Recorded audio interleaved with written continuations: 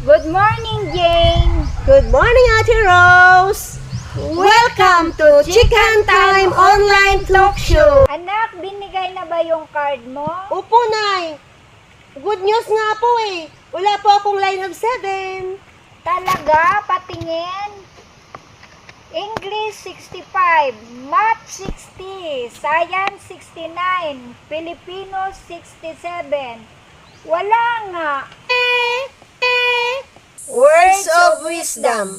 Remind yourself that God is always with you. Ang Panginoon ay diyan sa'yo. So, palagi ko lang iniisip na ang bawat galaw ko, nandyan ang Panginoon na nga nagsubaybay sa akin araw-araw.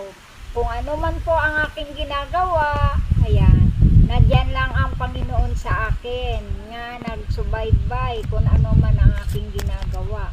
So, palagi ko lang iniisip na ang Panginoon, siya ang gumagabay sa akin sa lahat na bagay, sa lahat ng aking mga ginagawa sa araw-araw.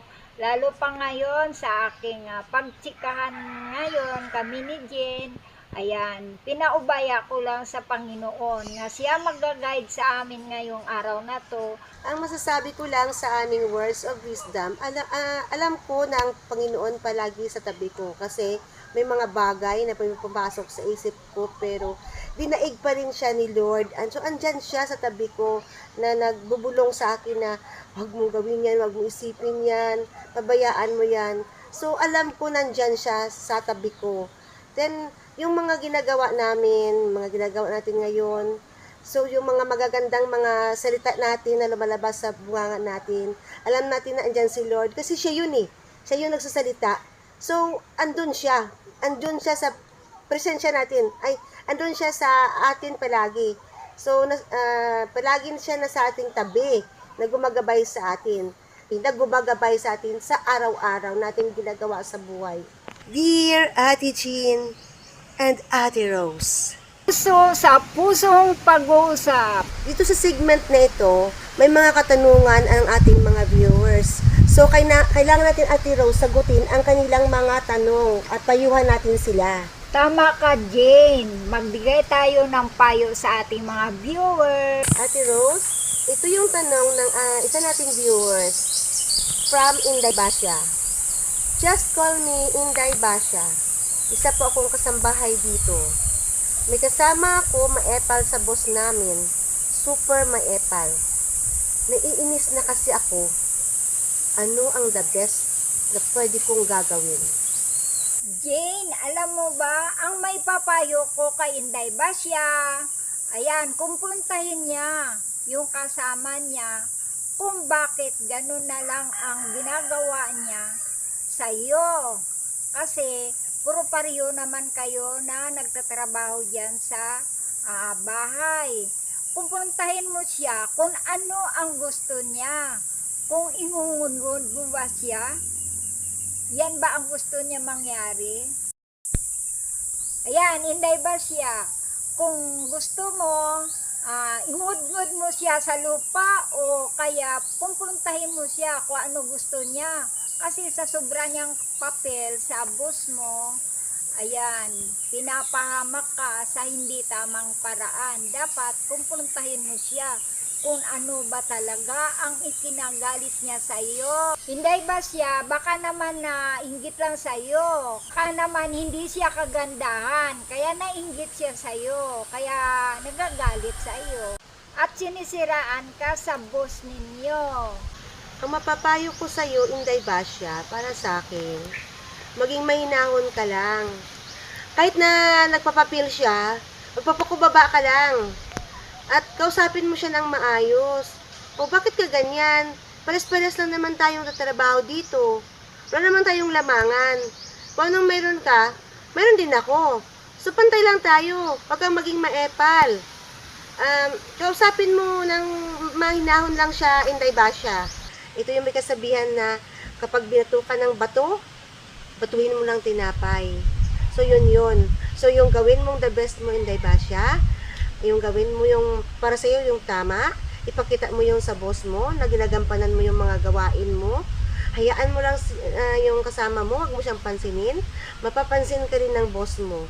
Yung bang lahat ng ginagawa mo, nasa puso mo, ang ginagawa mo, pinapakita mo sa kanya na magaling ka, na kaya mo, diba siya? Na katulad ng sa pelikula, meron silang bida at kontrabida. Pero at the end, mananaig pa rin yung bida. So yun ang sinasabi ko sa'yo, pupakumbaba ka lang. Yung gawin mo lang palagi yung the best mo. Kayo mga guys, ano ang maipapayo ninyo kay Inday Basya? Please comment down below at tulungan natin kung ano pa po ang maipapayo ninyo kay Inday Basya. Words of wisdom. Ang taong mapagbigay sa mahihirap ay hindi kukulangin. Ngunit ang nagbubulag-bulagan ay makatatanggap ng mga sumpa. Ang masasabi ko lang sa aming words of wisdom ngayon, na yung may mga tao talagang nakikita na nga nila yung mga pulubi, example, na tumatawid, pinabayaan na lang nila, di ba? Yung bang wala silang awa, yung iniisip na lang nila, yung kanilang kapakanan, hindi sila mapagbigay, hindi sila nagtutulong kasi mayroon din namang material at hindi material na mga bagay eh. So yung sinasabi ko ngayon, yung hindi siya material na bagay na kusang loob mo na tulungan mo yung tao, yung mga matatanda, lalo na matatanda, na hindi niya kayang magtawid o maglakad, so gabayan dapat sila. So, dapat ganun yung dapat ang gagawin. Sa material naman na bagay, na nakita mo naman yung mga tao na gusgusin, na walang mga damit, na, may mga damit naman pero yung mga kawawa. So, dapat bigyan natin sila ng mga pagkain at mga damit. Ganun yun. Kasi, kapag mayroon ka pa naman, bakit hindi mo sila bibigyan? Kasi kapag hindi ka magbibigay, babalikan ka ng karma. Kakarmahin ka niyan. Parang ganun ba? So, dapat, ikaw mismo sa sarili mo, marunong kang tumulong. At tingnan mo rin yung mga paligid mo na nangangailangan sila. Hindi na kailangan na sabihan ka na bigyan mo sila ng tulong. So, ikaw mismo nagpusa na tumulong sa mga taong nakikita mo na nangangailangan sila. Sa akin naman, Jane, sa words of wisdom, ang taong mapagbigay, yan, palagi kang masagana sa buhay kapag ikaw ay mahilig magbigay sa nangailangan ng tulong. Kung mayroon lalapit sa iyo, ayan, tulungan mo kung ano man ang kanilang pangailangan. Huwag kang magdamot kapag mayroon ka. Thank you, Jane.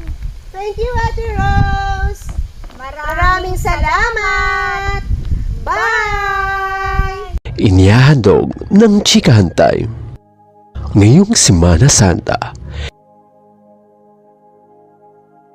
Quintas, starring Jeneline Libuna. Kanina yung teacher mo, ang sabi sa akin, mag-isang linggo ka na raw na hindi pumapasok sa eskwelahan niyo. Rosalinda Tahong Luna.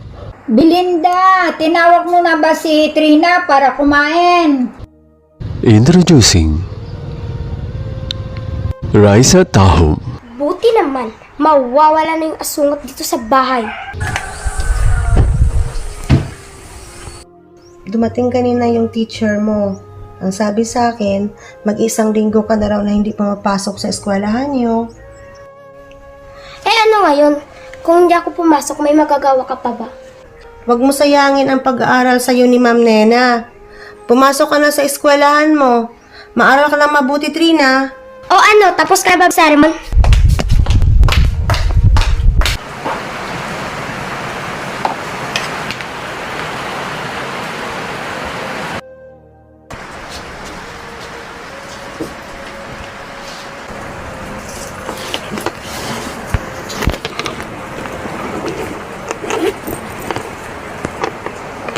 Tingnan ko lang.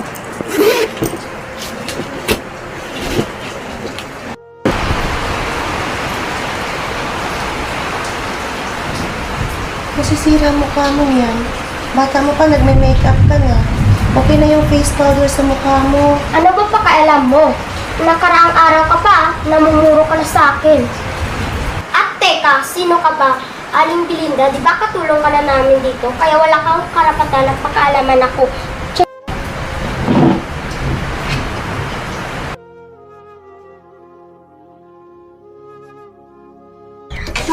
Mami, yung kwintas ko nawawala. Mami, nawawala yung kwintas ko. Ha?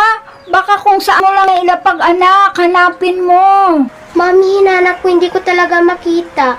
Wait lang, baka si Aling Belinda yung kumuha ng kwintas ko. Iha, hindi yan magagawa ni Bibi Linda. Baka kung saan mo lang na ilapag. Basta mami, ang kutob ko si Aling Belinda yung kumuha ng kwintas ko.